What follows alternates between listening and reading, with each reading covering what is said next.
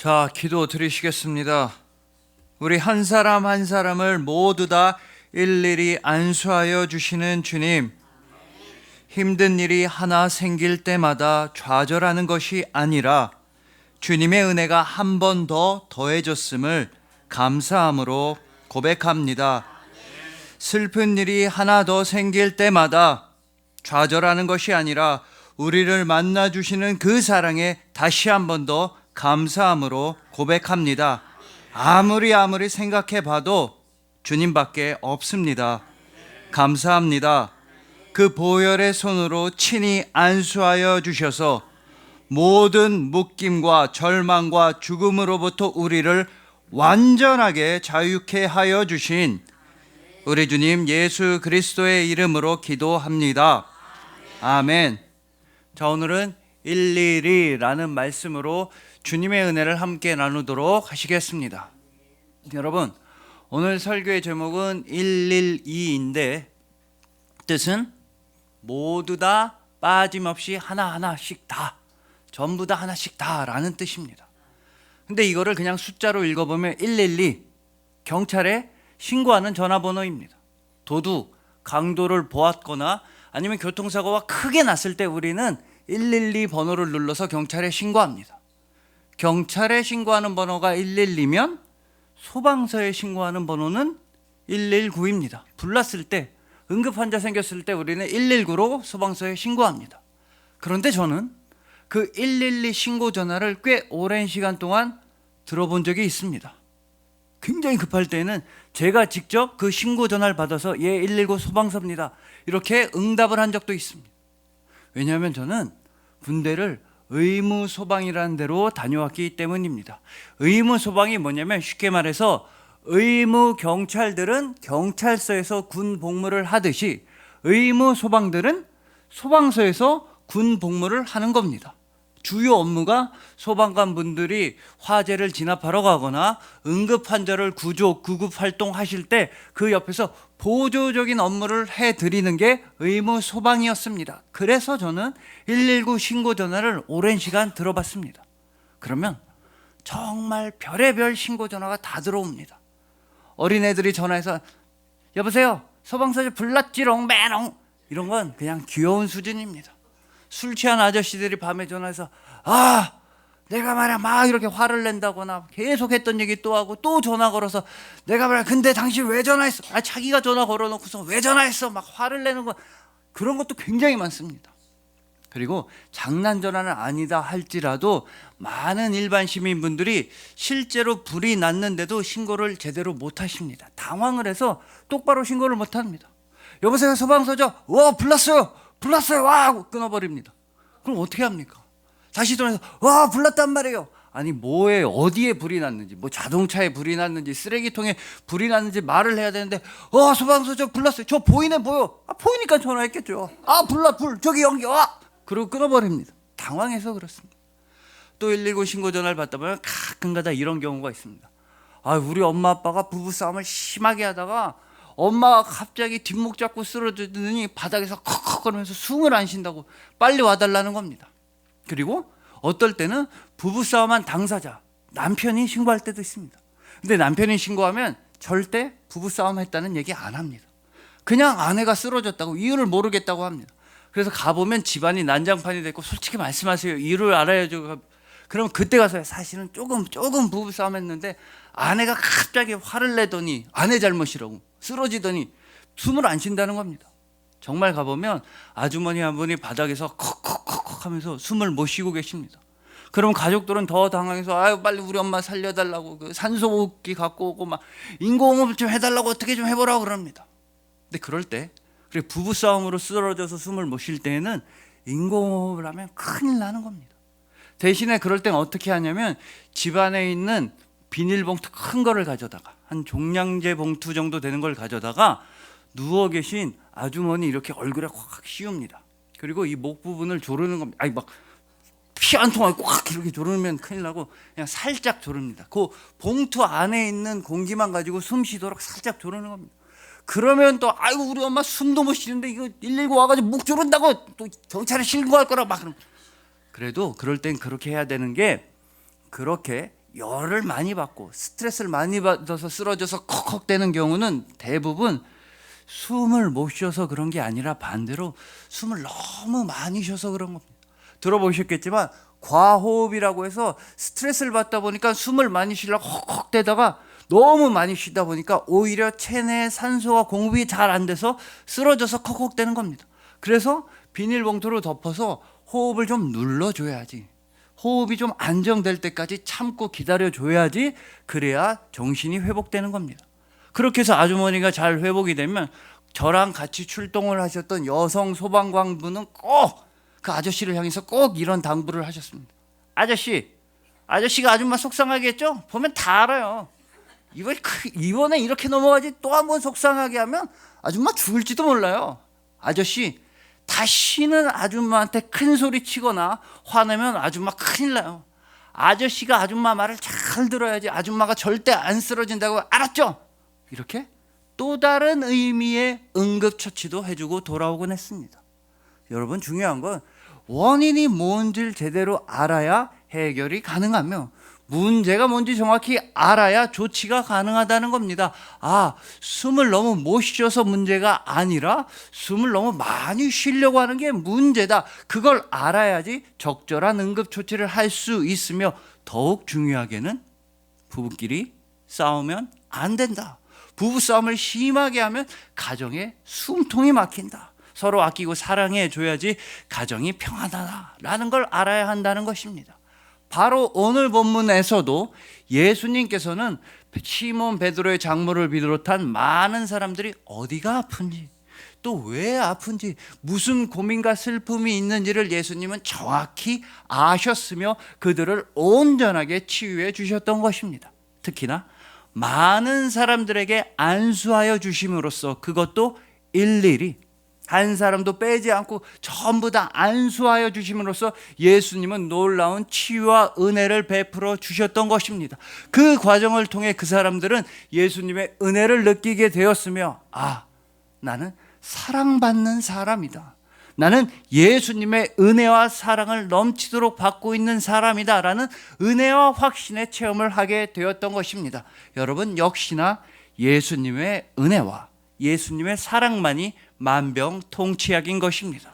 그 예수님께서는 지금 이 순간 여러분들에게도 친히 일일이, 단 한 명도 빼지 않고 일일이 여러분 모두 다 안수하여 주십니다. 십자가 보혈의 그 손으로서, 못자국이 난 그 손, 그 고통받고 피 흘리는 손으로서 예수님은 여러분들을 일일이 안수하여 주심으로써 여러분들의 눈물을 닦아주시고, 여러분들의 마음의 아픔을 위로해 주시고, 여러분들의 육신의 건강을 회복시켜 주시는 것입니다. 역시나 여러분들은 예수님의 사랑입니다. 그래서 오늘 본문 말씀을 통해서 이제 더 이상은 예수님의 마음을 오해하지 않고 예수님의 진심을 이해하고 예수님을 더욱더 알아가고 더욱더 널리 알리는 우리 모두가 되기를 소망해 봅니다. 예수님께서 친히 일일이 여러분 한 분 한 분 모두 다 손을 붙잡고 천국까지 동행하여 주시는 여러분들을 주님의 이름으로 축복합니다.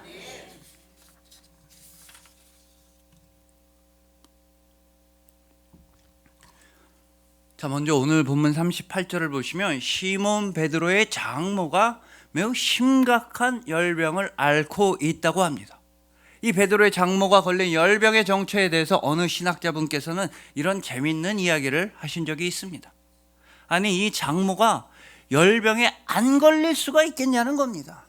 사위랑 같이 살고 있다고 함은 사위네 집에 얹혀 살고 있거나 사위한테 눈칫밥을 얻어 먹고 있었다는 뜻인데, 이것만 해도 어마어마한 스트레스라는 겁니다. 그래도 사위가 또 유순하고 순하고 고분고분하고 효도도 잘하고 착한 사위면은 별 문제가 없겠는데, 문제는 사위가 이 베드로라는 겁니다. 화도 많이 내고 성질도 엄청 급하고 또 성격이 괄괄한 데다가 화만 많냐 겁도 되게 많습니다. 이런 베드로랑 사위라고 같이 살고 있으니 장모가 열병, 화병이 안 걸릴 수가 없다는 겁니다. 쓸어 누울 수밖에 없다는 겁니다. 어쨌든 열병이 됐든지 간에 화병이 됐든지 간에 예수님께서는 이 베드로의 장모를 온전히 치유해 주셨는데 매우 특별한 방식으로 치유해 주셨으니 오늘 본문 39절입니다. 예수께서 가까이 서서 열병을 꾸짖으신데 병이 떠나고 여자가 곧 일어나 그들에게 수종드니라. 자, 여러분, 예수님께서는 분명히 병을 꾸짖으셨습니다. 이거 오늘날의 상식으로는 잘 이해가 되지 않는 말씀입니다. 예를 들어 코로나에 걸렸다고 해서 코로나 바이러스를 막 혼내고 꾸짖거나, 감기 걸렸다고 감기 바이러스, 질병, 세균한테 막 화를 내고 꾸짖는 셈이니 오늘날의 상식으로는 이해가 잘 안 갈 수도 있겠지만 예수님께서는 오늘 본문에서만 이렇게 특이한 대상을 꾸짖으신 게 아니었다는 겁니다. 마가복음 4장을 보시면 예수님과 제자들은 함께 배에 타고 있었습니다. 예수님께서는 멀미도 하지 않으시고 그 배에서 꿀잠을, 아주 숙면을 취하고 계셨습니다. 하지만 제자들은 바람이 좀 불고 파도가 좀 치니까 아우 우리 죽는다고 무서워서 소리 지르면서 예수님을 깨웠습니다. 이 장면을 두고 많은 분들은 예수님께서 깨자마자 제자들을 꾸짖으셨다고 생각들 하십니다. 예수님께서 잠에서 깨어서 아유 이 제자들 믿음도 없느니 이런 한심한, 이렇게 제자들을 엄청 혼내셨다고만 생각하시는데, 그러나 실제로 예수님께서 잠에서 깨자마자 가장 먼저 꾸짖으신 건 바로 이것이었다고 마가복음 4장 39절은 증언합니다. 예수께서 깨어 바람을 꾸짖으시며 바다더러 이르시되 잠잠하라 고요하라 하시니 바람이 그치고 아주 잔잔하여지더라. 자, 여러분, 예수님께서는 잠에서 깨시자마자 가장 먼저 바다를 꾸짖으셨습니다. 가장 먼저 바람 보고 잠잠하라고, 가만히 있으라고 혼내셨던 것입니다. 즉 제자들이 엄청나게 두려워하니까 그 제자들을 혼내신 게 아니라 제자들이 두려워하니까 제자들을 두렵게 하는 바다와 바람을 가장 먼저 꾸짖으셨던 것입니다. 이뿐 아니라 오늘 보면 바로 앞에 있는 누가복음 4장 35절에서도 귀신에 들려서 고통받는 한 사람이 있었는데 예수님은 그 귀신을 꾸짖으셔서 이 사람을 고쳐주셨던 것입니다. 왜냐하면 우리 주님 예수님께서는요, 여러분들을 두렵게 하고 괴롭게 하고 아프게 하는 그런 것들 절대로 용납하지 않으시는 분이기 때문입니다. 여러분들을 쓰러지게 하고 좌절하게 하고 낭망하게 하고 믿음으로부터 멀어지게 하는 것들, 그런 것들을 예수님은 참질 않으십니다. 여러분들을 고통스럽게 하는 그 모든 것들을 예수님은 꾸짖으시고 혼내시고 내쫓으시고 잠잠하게 하여 주시는 것입니다. 이것이 바로 여러분을 향하신 예수님의 은혜입니다. 이렇게 때마다 일마다 도우시는 주님의 은혜에 대해서 김남국 목사님께서는 인생 야곱이라는 책에서 지금의 주내임 교회를 개척하실 때의 일을 회상하여 들려주십니다. 이 목사님께서는 원래 둘로스 선교회라고 하는 선교회 회장을 맡고 계셨기 때문에 언젠가는 나도 개척을 해야지, 언젠가는 나도 제대로 하나님의 일을 해야지 이런 생각은 가지고 계셨는데 설마 그런 식으로 개척하게 될 줄은 꿈에도 모르셨다는 겁니다. 이 목사님께서 신학대학교를 졸업하시고 신학대학원에 진학하실 즈음에 잘 아시는 IMF가 우리나라에 터지게 됩니다. 그래서 사역자를 구하는 교회가 하나도 없었습니다. 쉽게 말해 IMF 때문에 일자리가 전혀 없었던 겁니다. 근데 하필이면 그때 즈음에 둘째 아이가 태어났다고 합니다.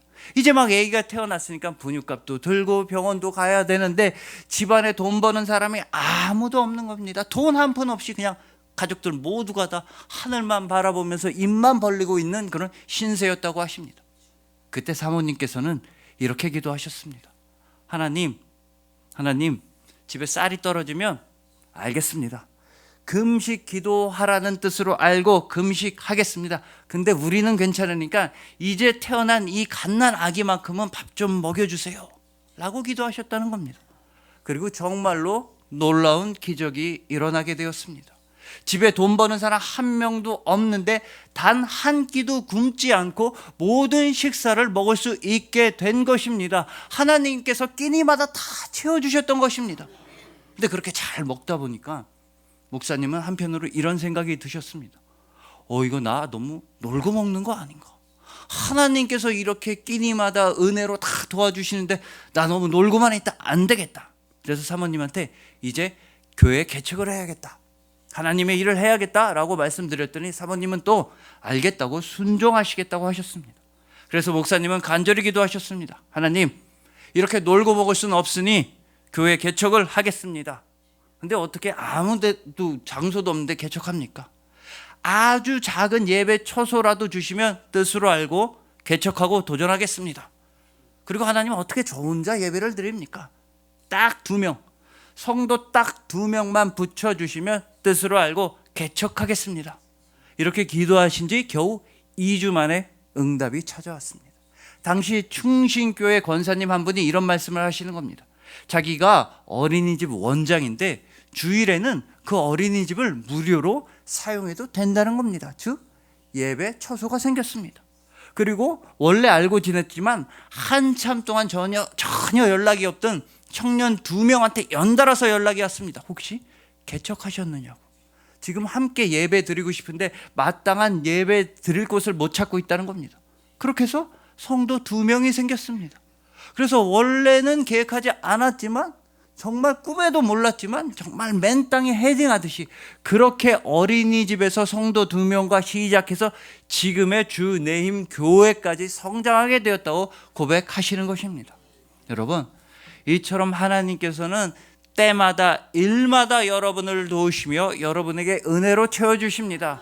때마다 일마다 정도가 아니라 모든 끼니마다. 하다못해 여러분들이 멸치볶음을 먹는다고 해도 그 멸치볶음에도 하나님의 은혜가 깃들어져 있으며, 여러분들이 과자 하나 먹어도, 쿠쿠다스를 하나 먹어도 모두 다 하나님의 은혜의 선물인 것입니다. 그러면 우리가 어떻게 해야 합니까? 가만히 있을 수 있습니까? 아까 그 목사님 표현대로 놀고 먹을 수는 없지 않습니까? 하나님께서 은혜를 주시면 그 은혜에 합당한 준비와 노력과 봉사를 해야만 하는 것입니다. 하늘나라의 능력을 부어주시면 그 능력을 채울 수 있는 그릇이 되어야 하며, 하늘나라의 은혜를 부어주시면 그 은혜를 이웃들과 성도들에게 전해줄 수 있는 아름다운 통로가 되어야 하는 것입니다. 즉 언제 어디서나 항상 예수 그리스도의 향기가 되어야 하며 예수 그리스도의 사랑을 실천하는 그리스도인이 되어야만 하는 것입니다. 바로 오늘 본문에 시몬 베드로의 장모가 그런 아름다운 삶을 살았던 것 같습니다. 여러분, 이 베드로의 장모가 열병의 심각한 병에 걸리니까 과연 누가 이 장모를 위해 예수님한테 간청을 했습니까? 이 베드로의 장모 본인이 예수님, 나 병에 걸렸어요, 나 좀 고쳐주세요, 본인이 직접 예수님한테 간구했습니까? 절대 그렇지 않았다고 오늘 보면 38절은 말씀합니다. 시몬의 장모가 중한 열병을 앓고 있는지라 사람들이 그를 위하여 예수께 구하니. 여러분 보십시오. 베드로의 장모 본인이 아니라 다른 사람들이 이 여성 좀 고쳐달라고 예수님한테 간청을 했던 것입니다. 그러면 이 베드로의 장모가 과연 어떠한 삶을 살아왔는지 우리는 너무나 쉽게 추측할 수가 있습니다. 이 베드로의 장모가 막 다른 성도님들 괴롭히고 혼내고 거짓말하고 사기치고 껄렁껄렁 나쁘게 대했다고 한다면 다른 성도님들이 이 베드로의 장모를 위해 과연 간구했겠습니까? 그럴 리가 없습니다. 오히려 베드로의 장모 이 여성분은 아마 이런 삶을 살아왔을 것이라고 본문 39절은 말씀합니다. 예수께서 가까이 서서 열병을 꾸짖으신데 병이 떠나가고 여자가 곧 일어나 그들에게 수종드니라. 베드로의 장모는 병이 낫자마자 수종, 예수님과 일행들을 섬기고 도와주고 봉사했던 것입니다. 우리식으로 말하면 병원에 입원했다가 링겔을 뽑자마자 교회로 달려나와서 청소하고 헌신하고 봉사한 셈입니다. 즉 베드로의 장모는 평소부터 헌신과 봉사를 아주 잘 해오는 사람이었으며, 예수님께서는 그렇기 때문에 평소의 믿음을 지켜나갈 수 있도록 이 여성의 열병을 완전히 고쳐주신 것입니다. 원래 하던 봉사를 유지할 수 있도록, 원래 해오던 헌신을 끝까지 유지할 수 있도록 이 여성의 건강을 온전히 회복시켜 주셨던 것입니다. 우리 주님 예수님께서도 항상 헌신하시고 봉사하셨습니다. 예수님께서는 십자가 위에서만, 그때 딱 한 번만 우리를 위해 희생하신 것이 아니라 예수님의 삶 전체가 다 섬김과 헌신과 희생의 삶이었습니다. 여러분, 반드시 기억하셔야 합니다. 예수님은 우리의 선생님이셨는데 어떤 선생님이셨냐 하면 제자들의 발을 다 일일이 닦아주시는, 제자들을 수종드시는 그런 낮아지는 선생님이셨습니다. 예수님은 왕이셨는데 어떤 왕이셨냐? 백성들보다 더욱더 낮아져서 종이 되어 섬겨주시는 왕이셨으며, 예수님은 우리의 주님이셨는데도 죄인인 우리를 대신해서 죽기까지 하신, 그렇게 섬겨주신 우리의 주님이셨던 것입니다. 그러니 부디 여러분들을 때마다 일마다 끼니마다도 항상 도우시고 채우시는 주님의 그 은혜에 감사하여서 여러분들의 하루하루 역시도 봉사와 희생과 섬김으로 채워 나가시길 소망하는 것입니다. 예수님께서 이미 여러분들을 두렵게 하고 고통스럽게 하는 그 모든 바람과 파도와 열병과 그 모든 세상의 풍랑을 예수님께서 이미 꾸짖으시고 혼내시고 내쫓으시고 잠잠하게 하여 주셨음을 감사함으로 기억하시길 소망하는 것입니다. 언제나 예수님과 동행하심으로써 그 어디나 하늘나라, 매일매일 하늘나라, 영원토록 하늘나라만 살아가시는 여러분들을 주님의 이름으로 축복합니다.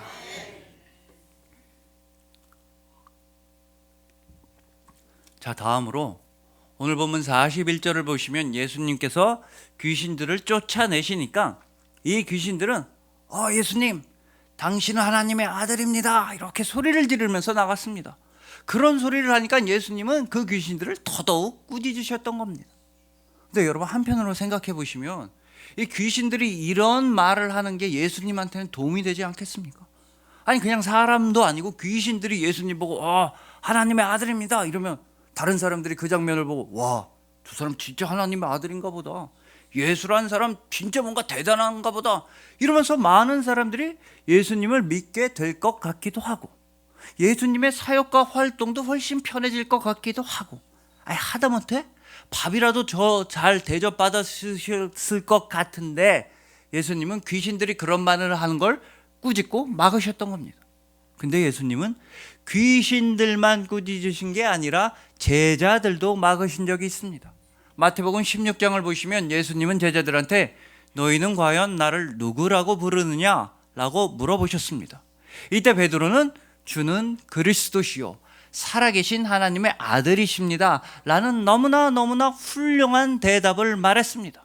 그러나 예수님께서는 그런 훌륭한 대답을 했는데도 제자들을 경고하시면서 제자들이 이런 말을 하는 걸 막으셨으니 마태복음 16장 20절입니다. 이에 제자들에게 경고하사 자기가 그리스도인 것을 아무에게도 이르지 말라 하시니라. 자, 그러면 예수님은 도대체 왜 당신께서 하나님의 아들이신 것과 당신께서 그리스도 구원자 메시아이신 것을 말하지 말라고 막으셨던 것일까요? 그 이유는 바로 사람들이 예수님에 대해 오해하는 것을, 잘못 아는 것을 막으시기 위함이었습니다. 하나님의 아들이라고 하면 육신의 질병만 고쳐주시는 분, 그리스도라고 하면 육신의 배만 부르게 해주시는 분, 이런 오해하는 걸 완전히 막으시기 위함이었습니다. 대표적으로 당시에 많은 유대인들은 하나님의 아들 메시아 그리스도에 대해서 굉장히 정치적이고 군사적인 인물로 착각했던 것입니다.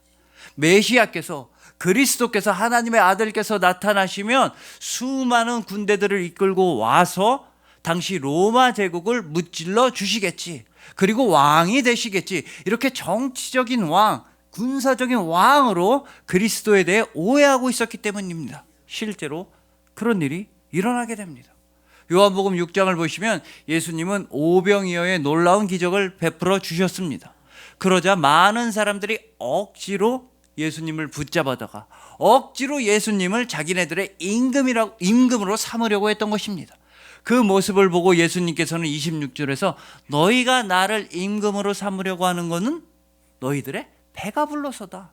떡 먹고 배가 불러서 너희가 나를 억지로 임금으로 삼으려고 하는 거다 라고 그들의 오해를 정확하게 짚어주셨던 것입니다. 여러분, 너무나 안타깝게도 오늘날까지도 예수님에 대한 오해는 끊이지가 않고 있습니다. 예수님, 내가 돈 버는데 도움이 되는 분 정도로만 오해하고 있습니다. 예수님은 내 출세에 도움을 주는 분 정도로만 착각하는 사람들이 많은 것입니다. 내 인생의 주인공은 어디까지나 나지. 예수님은 조연, 보조 출연, 엑스트라에 불과하다고 오해하는 사람들이 있습니다. 아니면 너무나 슬픈 반대의 오해도 있습니다. 예수님 같은 분은, 나 같은 사람은 사랑하지 않으시겠지. 나처럼 부족하고 나처럼 죄가 많고 나처럼 엉망으로 살아오고 다시는 회복될 수 없고 사랑받을 자격이 없는 나는 예수님한테 사랑을 받지 못하겠지 라는 오해도 많이 있는 것입니다. 그래서 예수님은 십자가로 향하셨습니다. 예수님을 향한 그 모든 오해들을 못 박아서 불사르시기 위해 십자가로 향하셨으며, 예수님을 향한 그 모든 잘못된 생각들을 못 박아 사라지게 하시기 위해 예수님은 십자가로 향하셨던 것입니다. 예수님은 그렇게 해서 십자가에 못 박히시면서 끝까지 외치셨던 예수님의 진심은 단 하나, 여러분을 사랑하신다는 것이었습니다. 예수님께서 당신의 생명까지 바쳐가시면서 제발 여러분들이 알아야만 한다고 외치셨던 그 말씀은 단 하나, 여러분을 사랑한다는 말씀이었습니다. 그리고 예수님은 여러분들이 마음을 열어서 예수님의 사랑을 그저 받아들이기만, 여러분은 예수님의 사랑을 받고 있는 사람이라는 사실만 믿기만 하라고, 예수님의 사랑을 믿기만 하라고 외치시는 사랑의 주님이신 것입니다. 그러니 부디 예수님을 향한 그 모든 오해들, 착각들, 잘못된 생각들은 다 내려놓으시고 그저 사랑 하나만 들고 십자가로 나아가시길 소망하는 것입니다. 오직 사랑만이 예수님을 더욱더 알아가는 거룩한 지식이며, 오직 사랑만이 예수님을 더욱더 알릴 수 있는 아름다운 전도라는 걸 분명히 기억하시길 소망하는 것입니다.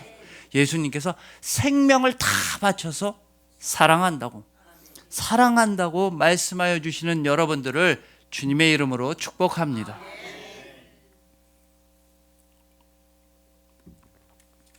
자, 이제 마지막으로 오늘 본문 40절에서 예수님은 수많은 사람들을 이렇게 고쳐주셨습니다. 해질 무렵에 사람들이 온갖 병자들을 데리고 나아오매 예수께서 일일이 그 위에 손을 얹으사 고치시니. 여러분, 수많은 아픈 사람들이 나아오니까 예수님께서는 일일이 단 한 사람도 빼지 않고 전부 다 한 사람 한 사람 다 안수하여서 손을 얹어서 그들을 고쳐주셨다는 너무나 은혜로운 말씀입니다. 근데 한 가지, 예수님은 왜 이번에는 안수를 하셔서 직접 손을 얹고 이 사람들을 고쳐주신 겁니까? 아니, 방금 전만 해도, 낮에까지만 해도 시몬 베드로의 장모는 열병을 꾸짖으셔서 그냥 말씀만으로 고쳐주셨는데, 이번에는 이 많은 사람들은 도대체 왜 직접 손을 얹고 안수해서 고쳐주셨던 것일까요?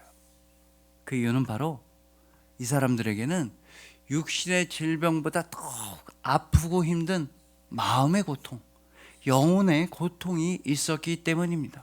여러분, 분명히 40절에서는 온갖 환자들이라고 했으니까 그 환자들 중에는 나병 환자, 혈루병 환자, 중풍병자도 있었을 것입니다. 그 온갖 환자들 중에는 율법에 의해서 절대로 다른 사람과 접촉할 수 없는 버려진 환자들도 있었을 수 있습니다. 또 오랜 기간 병을 앓다 보니 잘 아시겠지만 투병 생활이 길어져서 가정이 무너지고 가족들이 다 뿔뿔이 흩어지고 혼자 길에서 외롭게 살던 사람도 있었을 것입니다. 그러니 이 사람들은 몸도 몸이지만 마음이 아픈 사람들, 영혼이 슬프고 괴로운 사람들이었습니다. 이 사람들은 다른 어떤 사람들과의 아름다운 관계도 맺을 수 없었으며 같이 살아가는 사람이 한 명도 없었을 수도 있습니다. 사랑하는 가족들, 사랑하는 친구들을 만난 지 너무 오래된 사람이 있었을 것입니다. 또한 다른 사람들이 사랑의 손길로 나를 어루만져 준다, 나를 안아준다, 이런 일은 감히 상상하지도 못할 만큼 외롭고 슬픈 사람도 있었을 것입니다. 그러나 세상에서 유일하게 딱 한 분, 예수님만큼은 직접 일일이 그들을 다 사랑의 손길로 어루만져 주시고 안수하여 주셔서 온전히 고쳐 주셨던 것입니다. 그 과정을 통해서 이 사람들은 예수님의 은혜에 대해 깊이 깨닫게 되었습니다. 아, 나는 완전히 버림받은 사람은 아니구나. 세상에 아직도 나를 사랑해 주는 사람이 있구나. 나 살아도 괜찮겠다. 나 그냥 죽어야 되는 인생인 줄 알았는데 나 살아도 괜찮은 사람이다. 나 사랑받고 있다. 라는 예수님의 은혜와 사랑을 직접 체험하게 되었던 것입니다. 그래서 예수님은 일일이 모두 다 손을 얹고 안수해서 그들을 고쳐주셨습니다. 그 예수님께서는 지금 이 순간에도 여러분들을 일일이 한 사람도 빼지 않고 여러분들 모두를 다 안수하여 고쳐주십니다. 여러분들의 마음의 슬픔 친히 위로하여 주시며 여러분들의 육신의 질병 또한 온전히 고쳐주시는 것입니다. 그런데 그러기 위해서 여러분들에게 온전한 생명과 치유를 베풀어 주시기 위해서, 즉 여러분들의 영혼과 머리에 안수하여서 여러분들을 고쳐주시기 위해서 예수님께서는 당신의 머리에도 손을 대셔야만 했으니 바로 가시면류관을 쓰신 것입니다. 그 가시가 피부를 다 뚫고 들어오고 그 가시들이 예수님의 피부를 다 찢어놓고 헤집어 놓아서 예수님의 얼굴은 피로 온통 물드셔야만 했던 것입니다. 오로지 여러분들은 절대로 버림받지 않았다고 온 세상 앞에서 영원토록 확증해 주시기 위해서 예수님은 스스로 가장 크게 버림을 당하셨습니다. 여러분들은 절대로 다시는 아파하거나 슬퍼하지 말라고 하시면서 예수님께서는 스스로 가장 큰 아픔과 버려짐을 당하셨던 것입니다. 여러분들에게 영원한 부활 생명을 주시기 위해서 예수님은 십자가 위에서 가장 고통스럽게 돌아가셨던 것입니다. 여기에는 다른 이유가 있을 수 없습니다. 오직 여러분들을 사랑하시기 때문입니다. 예수님께서는 여러분 한 분 한 분의 이름을 일일이 다 불러주실 만큼 여러분을 사랑하시며 여러분의 하루하루와 삶의 모든 순간들을 직접 지켜주실 만큼 여러분을 사랑하시며 예수님께서는 여러분 한 분 한 분을 다 일일이 안수하시고 고쳐주실 만큼 여러분을 사랑하시는 것입니다. 예수님께서는 가시면류관을 쓰시기까지, 죽기까지 여러분들을 사랑하시는 것입니다. 그리하여 언제나 예수님과 동행하심으로써 그 어디나 하늘나라, 매일매일 하늘나라, 영원토록 하늘나라만 살아가시는 여러분들, 예수님께서 생명을 다하셔서 십자가에 못 박히시면서 여러분을 사랑한다고 말씀하여 주시는 여러분들, 예수님께서 직접 여러분 한 사람 한 사람을 일일이 안수하여 주시고 친히 고쳐주시고 영원토록 사랑하여 주시는 여러분들을 진심으로 사랑하고 축복합니다. 기도 드리시겠습니다. 우리 한 사람 한 사람을 모두 다 일일이 안수하여 주시는 주님, 때마다 일마다 도우시고 끼니마다도 도우시고 채워주시니 감사합니다.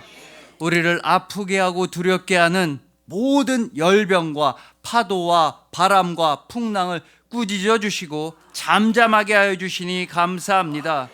그 은혜 감사하여서 언제나 예수님의 향기가 되고 언제나 예수님의 사랑을 실천하고 언제나 예수님의 복음만 전하게 하여 주시니 더욱 감사합니다. 십자가 위에서 사랑한다 외쳐주시고 그 사랑을 친히 증명하여 주시고 모든 사랑을 다 이루신 예수 그리스도의 사랑으로서, 오직 사랑으로서 예수님을 더욱더 알아가고 예수님을 더욱더 알리겠습니다. 우리를 일일이 그 피 묻은 손으로 안수하여 주시고 치유하여 주시고 사랑의 확신을 심어주시니 감사합니다. 이제 더 이상은 아무런 두려움 없이, 아무런 오해함 없이, 아무런 착각 없이 솔직하게 고백합니다. 주는 그리스도시요 살아계신 하나님의 아들이십니다. 우리는 주님을 사랑합니다. 그 보혈의 손으로 친히 안수하여 주셔서 모든 묶임과 절망과 죽음으로부터 우리를 완전하게 자유케 하신 우리 주님 예수 그리스도의 이름으로 기도합니다. 아멘.